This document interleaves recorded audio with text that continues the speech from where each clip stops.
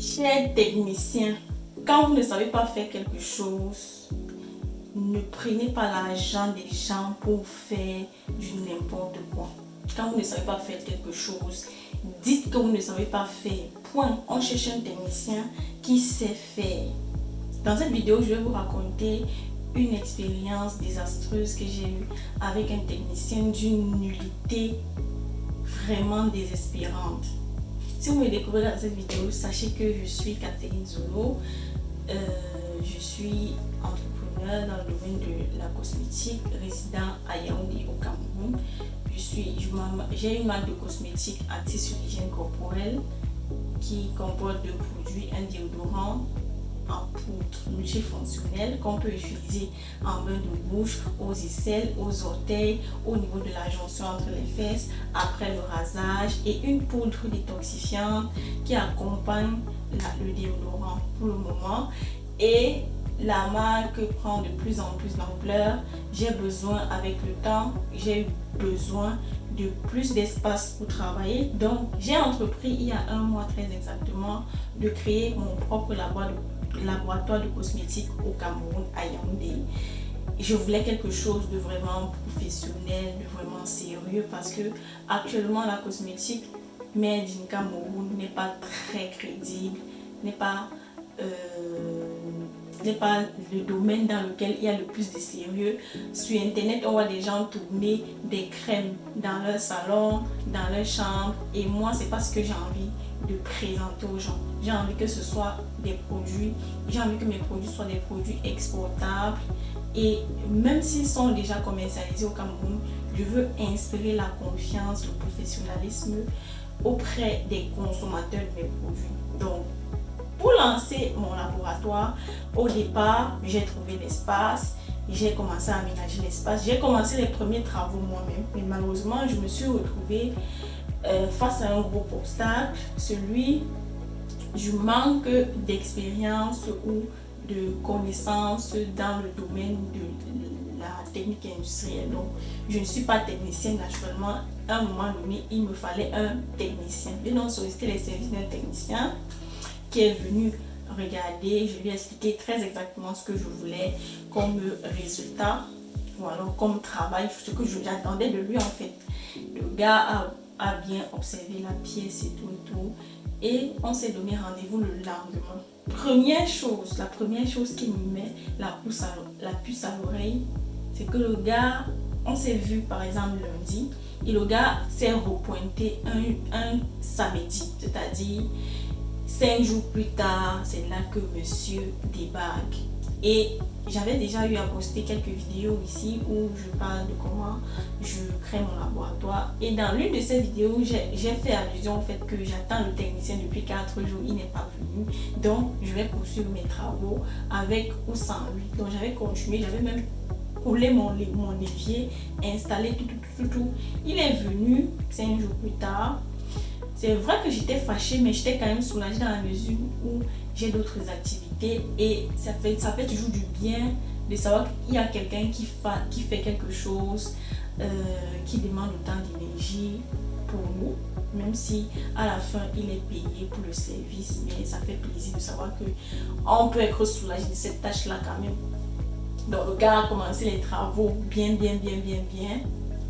Premier jour, il fait les travaux, il disparaît encore pour 2 jours avant de revenir poursuivre le travail. Il arrive au travail à 10 h, il fait le travail, on ne voit pas, il n'avance pas beaucoup, et puis après il disparaît pour 2-3 jours. Au départ, je me suis dit que bon, peut-être qu'il a ses activités ailleurs, peut-être qu'il a juste introduit mon travail dans son planning, dans son programme.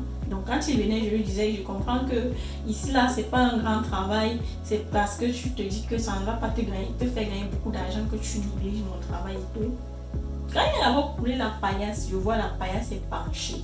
Un côté a une épaisseur plus large que l'autre côté. Ça commence à quoi me quitter. Je dis que c'est quel technicien qui fait le genre de coulage ici. Quand on va mettre les carreaux, ça va ressembler à quoi? Je dis que bon, je me dis que il peut rattraper le problème en mettant les carreaux.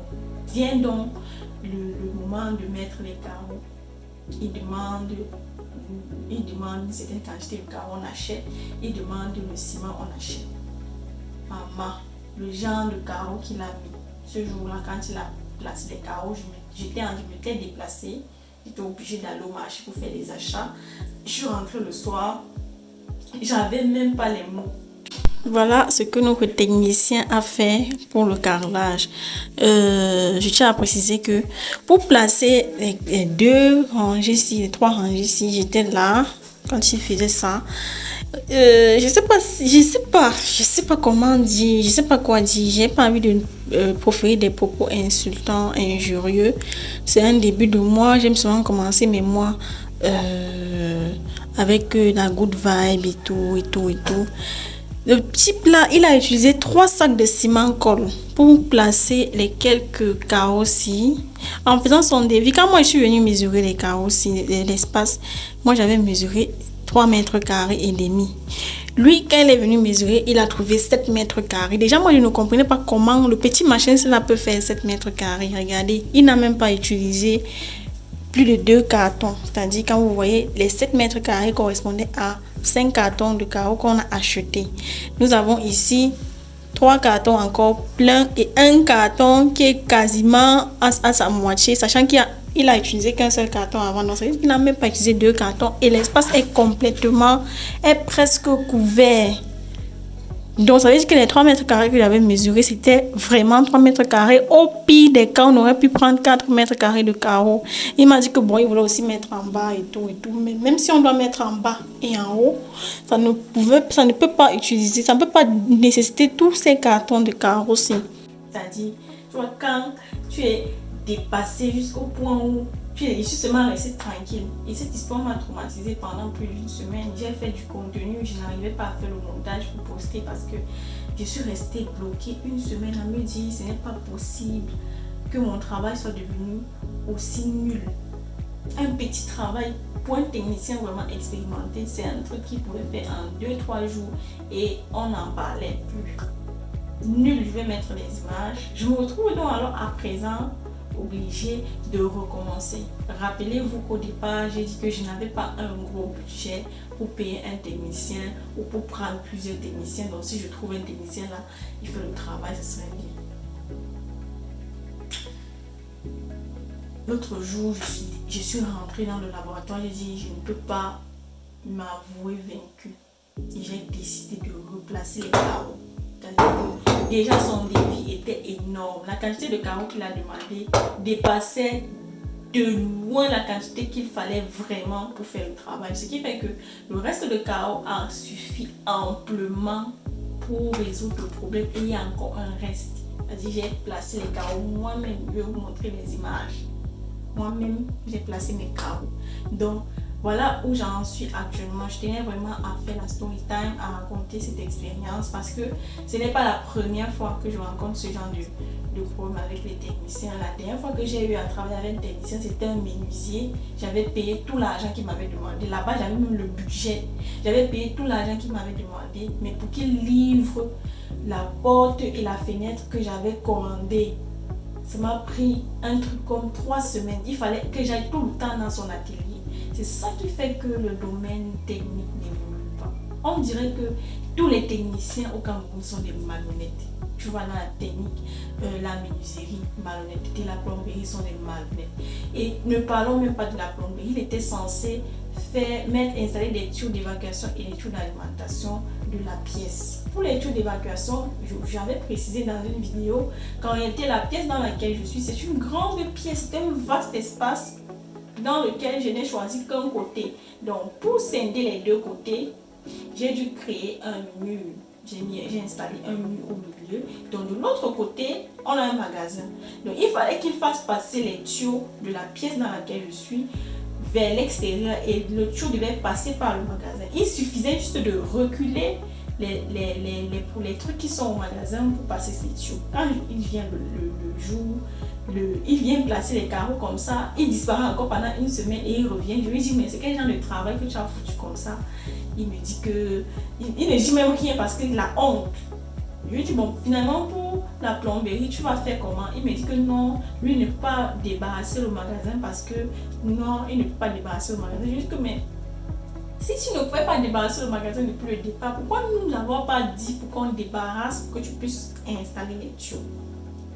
C'est devenu la chamaillerie et comme je suis ce que je suis et que je n'accepte pas vraiment n'importe quoi, j'ai fini par lui dire de ne plus revenir pour gâter mon travail. Parce que même la plomberie, là, je ne sais pas s'il a bien placé les tuyaux d'alimentation et même les tuyaux d'évacuation qu'il a commencé à placer. Je ne sais pas si c'est vraiment comme ça que c'est censé se faire. Quelque chose qu'à la base, je voulais vraiment bien faire. Voilà qu'aujourd'hui, on se retrouve à faire double dépense. Il faut encore du ciment pour replacer les carreaux. Il faut recommencer à zéro. Et même la paillasse qu'il a placée est penchée. Je ne sais même pas comment je vais faire pour égaliser ça, pour placer les carreaux au devant là. Je ne sais même pas comment je vais faire. Donc vraiment, chers techniciens, quand vous partez apprendre la technique à l'école, soyez au moins honnête, soyez professionnels. Quand je pars faire un travail, même si tu n'accordes qu'une journée par semaine à quelqu'un, moi je me disais au départ qu'il est très occupé et c'est pour ça qu'il ne vient pas tous les jours.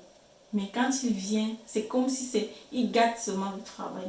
Il ne vient pas faire un travail vraiment professionnel, fin. On reconnaît un bon technicien.